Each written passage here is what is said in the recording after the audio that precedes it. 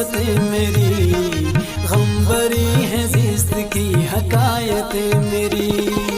अश्क बन के बह गई है हसरतें मेरी, गम भरी है जिस्त की हकायतें मेरी। मैं हुजूम गम में खो गया हूँ, ढूंढ ले हिज्र में चली है सारी चाहतें मेरी। अश्क बन के बह गई है हसरतें मेरी।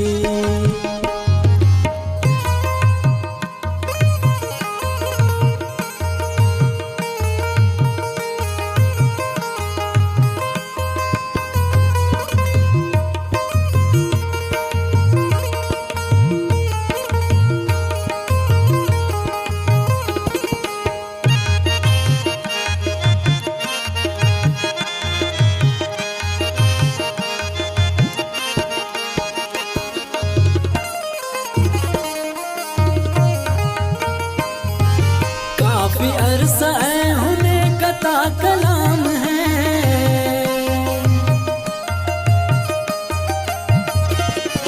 काफी अरसा है उन्हें कता कलाम है।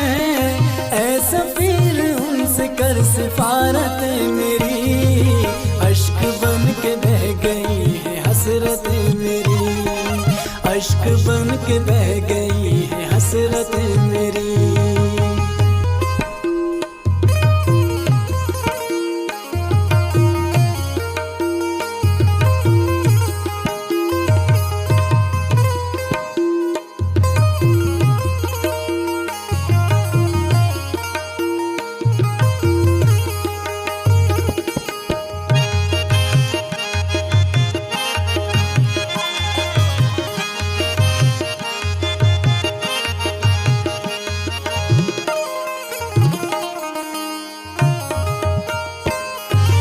बेवफा हो मतलबी हो कच अदा हो तुम,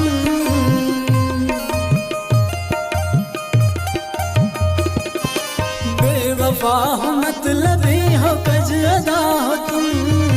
ढेर सारी तुमसे है शिकायतें मेरी, अश्क बन के बह गई है हसरतें मेरी।